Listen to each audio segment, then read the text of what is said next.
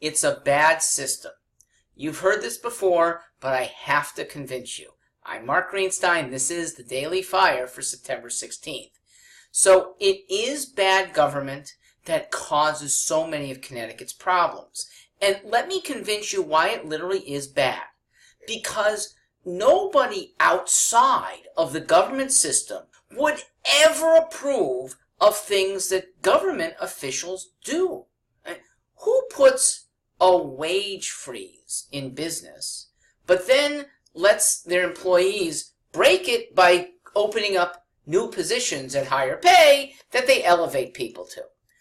Who in real business gives people a pension based on their last 3 years, including overtime and travel expenses? Nobody in their right minds outside of government does this. A 15-year-old could calculate the excess costs that come from doing this and having people game the system. But government officials seem to just approve it. They've done it for 40 freaking years.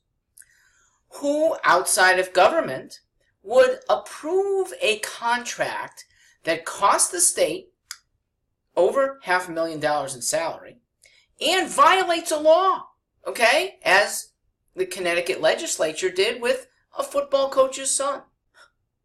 Who pay them actually more than their prior salary for 10 months when the person quit? Okay, this isn't a downsizing that gets severance pay. This doesn't happen in private.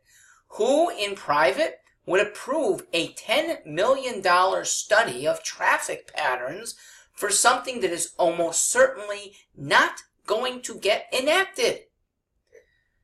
Why does this happen only in government? It's because, I'm going to give 3 reasons. They have your money, because they have your authority, and because they still have your respect. I'd like to knock down all 3. Starting with respect. There's nothing wiser or more moral in a government official. Government officials might have more knowledge. However, we are better and better informed, and so even the knowledge difference between somebody who's steeped in government and somebody who's a civilian is not that big. More moral? You're not electing somebody who is Mother Teresa.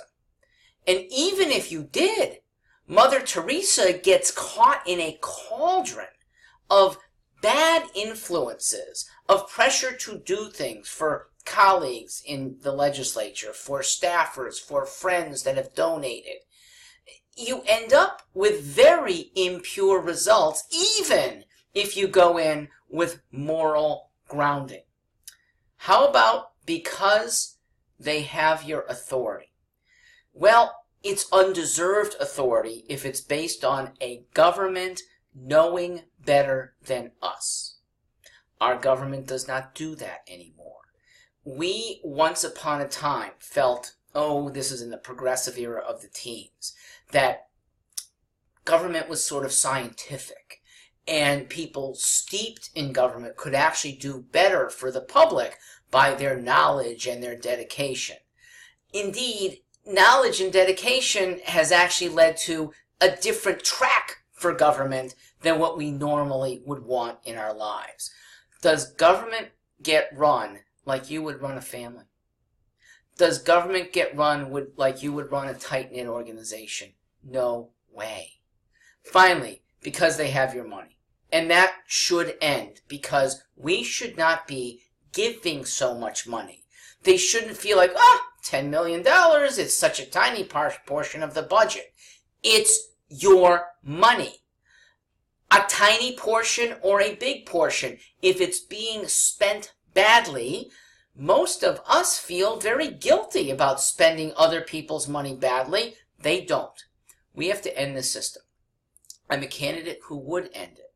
Because as a little independent, little known, who, if elected, has the force of the majority of voters on my side without any big mo, without a party behind me. That's the message that says we have to radically change. I am not blaming individual bureaucrats or individual legislators. Individually, I think they're generally good. But again, it's a system that is extremely contorted when you get into the General Assembly. I'm Mark Greenstein. I want to make your lives happier. We can do that with less government, not more.